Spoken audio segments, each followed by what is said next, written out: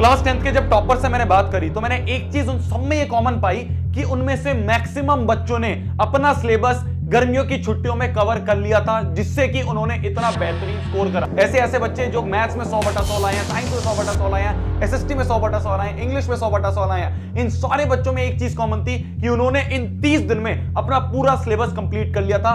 आज इस वीडियो में हम प्रैक्टिकल यही चीज देखने वाले हैं कि कैसे आप अपना सिलेबस अच्छे से कंप्लीट कर सकते हो, जिससे कि आप क्लास 10th में 95% से ऊपर स्कोर करके आओ।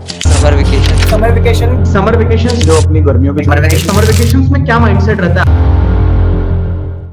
Hello everyone, this is Shobhit Tirwan. Class 10th में हर एक बच्चे का एक सपना होता है कि यार इस साल मेरे को अपनी क्लास में 95% से ऊपर स्कोर करके आना है, 98% से ऊपर स्कोर करके आना है। शायद मैं 9 तक अपनी क्लास में इतना अच्छा स्कोर नहीं कर रहा था, पर क्लास 10th में अपनी पूरी जान लगा दूंगा। और ये जान लगाने की एक गोल्डन अपॉर्चुनिटी आपके पास होती है, ये गर्मियों की छुट्टियां। ये जो 30-40 दिन आपको मिल रहे होते हैं गर्मी की छुट्टियों में, इसमें आप अच्छी तरीके से अपना मैक्सिमम सिलेबस कवर कर सकते हो, अपने मैक्सिमम आउटपुट निकाल के आ सकते हो। और इस स्कोर को जो आप स्कोर सोच रहे हो कि इस साल मेरे को 95 लेके आना है, इस साल मेरे को 98 लेके आना है, सबसे पहली चीज नीचे कमेंट कर दो कि हाँ भैया मैं इस साल 95 लेके आऊंगा, हाँ भैया मैं इस साल 98 लेके आऊंगी। कोई बात नहीं आज तक नहीं आए, कोई बात नहीं क्लास 9th में नहीं आए, कोई बात नहीं क्लास 8th में नहीं आए, इस साल तुम लेके आओगे। सबसे पहले नीचे कमेंट कर दो कि हाँ भैया इस साल मैं क्लास 10th में 95% लेके आऊंगा, हाँ भैया मैं क्लास 10th में 95% लेके आऊंगी। आगे वीडियो शुरू करें तो ये जो 30 दिन आपके पास हैं, इन 30 दिन में आपको किस तरह से प्रिपरेशन करनी है उसके बारे में हम यहाँ पे डिस्कस करने वाले हैं। एक प्रॉपर स्ट्रेटेजी, एक प्रॉपर रोड मैप मैं आपको देने वाला हूं। ध्यान से सुनते रहना, बहुत इंपॉर्टेंट है। अगर आप एक एवरेज स्टूडेंट हो तो ये एवरेज बच्चा, जो आप एक एवरेज बच्चे हो, इसको कैसे मैं एक टॉपर में कन्वर्ट कर सकता हूं, वो ये 30 दिन चैलेंज मैं आपके सामने रखने वाला हूं। सबसे पहली चीज आपके लिए क्वेश्चन है।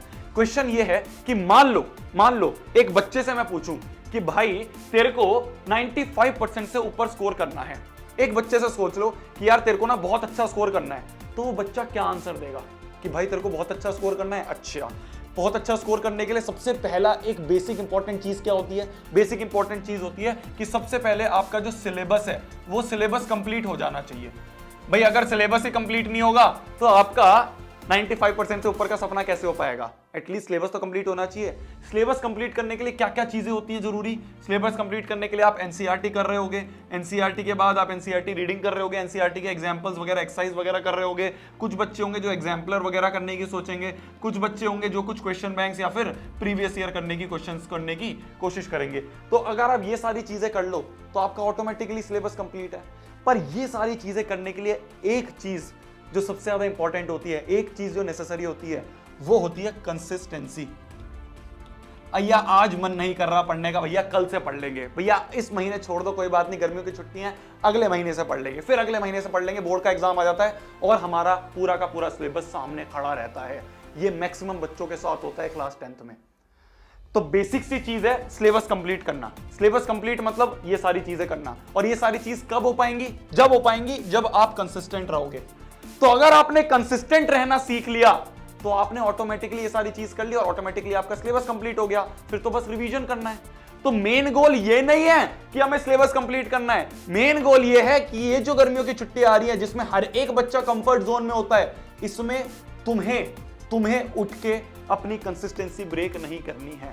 तुम्हें अपने आप को कंसिस्टेंट बनाना है। आजकल क्या हो रहा है, बच्चों का टाइम स्पैन, अटेंशन स्पैन बहुत कम हो रहा है। अटेंशन स्पैन, बच्चों से देखा नहीं जा रहा है, बच्चों से थोड़ी देर तक बैठा नहीं जाता है।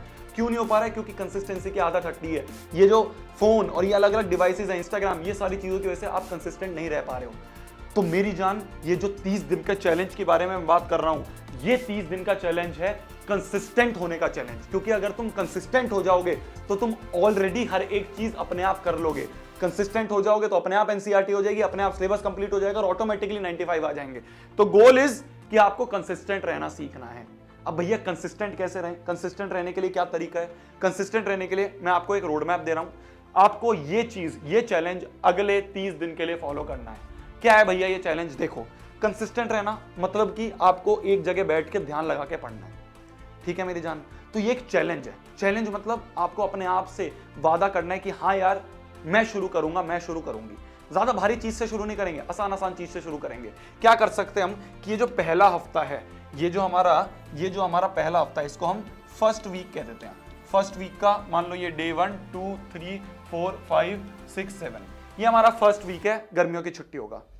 इसमें मैं नहीं कह रहा ज्यादा पढ़ना है आपको, ठीक है। आप मान लो आधा घंटा का एक स्लॉट रख लो कि भाई मॉर्निंग में आधा घंटा पढ़ लिया, है ना, थोड़ा बहुत आफ्टरनून में आधा घंटा पढ़ लिया और रात में आधा घंटा पढ़ लिया। तो आधे आधे घंटे के 3 स्लॉट रखने हैं, अभी ज्यादा नहीं करना, 1.5 घंटा पढ़ना है शुरू के एक हफ्ते। अब ये जो शुरू का एक हफ्ता है इसमें क्या पढ़ोगे? किसी बच्चे को मैं जाके बोलूं कि भाई तेरे को ना अब चैलेंज लेना है, तो चैलेंज लेते बच्चा सोचता है अच्छा चैलेंज, बहुत मुश्किल सब्जेक्ट उठाऊंगा, बहुत मुश्किल चीज उठाऊंगा। तो बच्चा सोचेगा हिस्ट्री पढ़ूंगा, बच्चा सोचेगा मैथ्स का ना वर्ड प्रॉब्लम सॉल्व करूंगा, है ना, जो भी मतलब अगर आप 9th में हो 10th में हो तो ये बहुत भारी भारी चीजें होती है। 11th 12th में क्या होगा, बच्चा सोचेगा मैं मैथमेटिक्स का सबसे मुश्किल क्वेश्चन करूंगा। सबसे गलत अप्रोच है। अगर तुम्हें किसी चीज की आदत बनानी है ना, तो सबसे पहले वो आदत बनाने के लिए आसान चीज करो जिसमें तुम्हें मन लगे करने का, क्योंकि मन लगेगा तो ये 1.5 घंटे कब बीत जाएंगे पता ही नहीं चलेगा। तो इसीलिए सबसे पहली चीज जो तुम्हें दिमाग में रखनी है वो है कि ये जो 1.5 घंटे हैं इनमें सारे इजी सब्जेक्ट करने हैं। तो शुरुआत में आप क्या कर सकते हो, मॉर्निंग में अच्छा मन होता है, फ्रेश फ्रेश उठे होते हैं, तो इजी चैप्टर्स आप कर सकते हो। किसके इजी चैप्टर्स आप कर सकते हो? मैथमेटिक्स के। इजी इजी चैप्टर, पहला चैप्टर, दूसरा चैप्टर बहुत इजी ऐसे जो कि तुम ऐसे रो के भी मतलब हंसते हंसते भी निकाल दो क्वेश्चन, वो वाले। फिर बीच का जो टाइम होता है इसमें वापस से इजी चीज उठाओ कोई दूसरे सब्जेक्ट की, जैसे मान लो आप 10th में तो साइंस उठा लो, एसएसटी उठा लो। और तीसरा जो आपका ये है स्लॉट रात वाला, इसमें आप उठा सकते हो अपनी जो लैंग्वेज सब्जेक्ट होता है, जैसे इंग्लिश हिंदी वगैरह उठा सकते हो। तो पहला हफ्ता जो है आपका वो ज्यादा भारी नहीं है, आसान आसान चीजें करनी है, 1.5 घंटे बैठना है बस। तो पहले हफ्ते में तुमने क्या करा? पहले हफ्ते में तुमने एक अचीवमेंट करी मेरी जान। क्या अचीवमेंट करी? कि तुमने दिन में एटलीस्ट 1.5 घंटा बैठना शुरू कर दिया। तुम देखोगे आसपास वाले बच्चे मौज में होते हैं, अभी तो गर्मियों की छुट्टियां शुरू हुई हैं, तुमने कंसिस्टेंसी नहीं तोड़ी, तुमने कहा मैं 1.5 घंटे बैठूंगा और उस 1.5 घंटे में अच्छे से पढ़ूंगा। ये हो गई पहली चीज। फिर आता है दूसरे हफ्ते की बात। तो ये जो सेकंड वीक है, ये जो सेकंड वीक है, इसमें क्या करेंगे, हम थोड़ा सा टाइम बढ़ाएंगे। पहले हमने 1.5 घंटे करा था, अब हम ऐसा करते हैं 1 घंटा, 1 घंटा और आधे घंटा, ये 3 स्लॉट रखते हैं। और इसमें अब जो चैप्टर्स उठाएंगे वो थोड़े से मीडियम वाले उठाएंगे। इन सब में मीडियम चैप्टर्स उठाएंगे। मीडियम मान लो मैथ्स का हो गया मॉर्निंग का स्लॉट, ठीक है, मान लो मीडियम होगा आपका साइंस का स्लॉट, और मान लो मीडियम हो गया आपका इंग्लिश का स्लॉट, है ना, साइंस या फिर एसएसटी, अगर साइंस एसएसटी बीच बीच में ऐसे इस तरह से आप स्विच कर सकते हो। तो आपने क्या करा, सेकेंड वीक में आपने 2.5 घंटे बैठने की आदत बना ली। सेकेंड वीक में आपने 2.5 घंटे बैठने की आदत बना ली। समझ में आ रही है मेरी बात? क्यों बना पाए आप ये? क्योंकि पहले वीक में आपने आसान आसान चीजें करी थी, तो 1.5 घंटे की तो आदत लगी गई थी। अब आपने क्या करा, 2.5 घंटे की आदत बना ली बैठने की। अब जब 2.5 घंटे की आदत भी आपने बना ली, अब इस आदत को लेके आगे कंटिन्यू करना है, ठीक है। अब इस आदत को लेके आगे कंटिन्यू करना है। जैसे मान लो नेक्स्ट 7 डेज जो है उसमें आप वापस से थोड़ा सा बढ़ा दो कि भाई 1 घंटा 1 घंटा 1 घंटा। तो आपने क्या करा, नेक्स्ट 7 डेज में आपने 3 घंटे बैठने की आदत बनाई।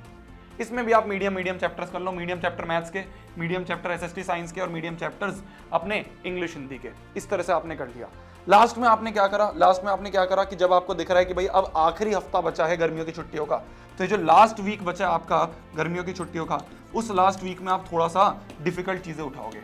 इस लास्ट वीक में आप थोड़ी सी डिफिकल्ट चीजें उठाओगे। आप कहोगे कि भाई यहाँ पे मैं मैथ्स की डिफिकल्ट चीजें उठाऊंगा, यहाँ पे मैं साइंस की डिफिकल्ट चीजें या एसएसटी की डिफिकल्ट चीजें उठाऊंगा, और यहाँ पे मैं इंग्लिश के डिफिकल्ट चैप्टर्स उठाऊंगा, इंग्लिश हिंदी के डिफिकल्ट चैप्टर्स या फिर लैंग्वेज सब्जेक्ट के डिफिकल्ट चैप्टर्स उठाऊंगा।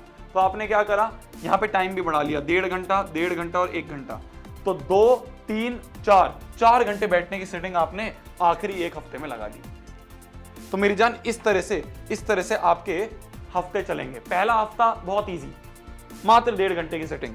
दूसरा हफ्ता थोड़ा सा ऊपर करा, 2.5 घंटे की सेटिंग। फिर तीसरे हफ्ते भी मान लो 2.5 घंटे की सेटिंग।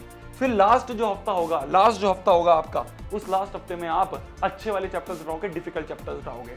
तो अब मेरी जान तुमने पता है क्या करा, तुमने ये करा कि तुमने आदत बना ली अपने आप को 4 घंटे बैठ के पढ़ाने की। अपने आप तुम 4 घंटे बैठ के पढ़ सकते हो। किसी और को बताओगे ना पागल हो जाएगा। बच्चे आधे घंटे नहीं पढ़ते हैं पूरे साल में, तुम 4 घंटे रोज का पढ़ने की आदत बना रहे हो। तो तुमने क्या करा, तुमने इन गर्मियों की छुट्टियों को बहुत बेहतरीन तरीके से यूटिलाइज कर लिया। गोल अपने आप क्लियर हो जाएगा अगर ये आदत बन गई तो मेन काम है तुम्हें कंसिस्टेंसी की आदत बनानी थी इन समर वेकेशंस में। ये प्लेज ले लो, ये चैलेंज ले लो, नीचे कमेंट कर दो I accept this challenge, I accept this challenge भैया, नीचे कमेंट आ जाना चाहिए। क्या मेरी बात समझ में आ रही है? एक चीज का बस ध्यान रखना मेरी जान, ये जो गर्मियों की छुट्टियां हैं इसमें कंफर्ट जोन में नहीं आना।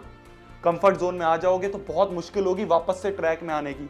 अभी क्या हुआ हमारा, अप्रैल मई में हमने अच्छे से पढ़ाई करी, मान लो हमने जून जुलाई में कंफर्ट जोन पे आ गए, तो जो पढ़ाई करी थी ना अप्रैल मई में, वो भी कुछ काम की नहीं रहेगी, क्योंकि सब चीज़ वहीं पे पानी हो जाएगी। तो इसलिए कंफर्ट जोन में नहीं रहना है, खेलना भी है, कूदना भी है। मैं दिन के तुम्हारे से 4 घंटे तो मांग रहा हूँ, ये भी आखिरी हफ्ते के, वैसे तो आपको 2-2 घंटे ही जा रहे हैं बस। तो 24 घंटे में से अगर आप 2 घंटे निकाल रहे हो पढ़ाई के, तो उसमें अगर आप 100/100 ला सकते हो अपने एग्जाम में, तो 2 घंटे वर्थ इट है। क्या मेरी बात समझ में आ रही है? इसलिए खेलना भी खूब है, घूमना भी खूब है, ट्रिप पे भी जाओ, सब चीज जाओ, पर कंफर्ट जोन पे नहीं आना है। ये हमें इस गर्मियों की छुट्टियों में प्लेज लेके आगे चलना है। तब तक के लिए भाई पढ़ना है, फोड़ना है, कहर मचा देना, आग लगा देनी है। बाय बाय, टेक केयर, मिलते हैं इसी तरह की एक और वीडियो में। बाय बाय, जाओ पढ़ लो, bye bye bye, happy happy holidays, bye bye bye bye, जाओ पढ़ लो, बाय।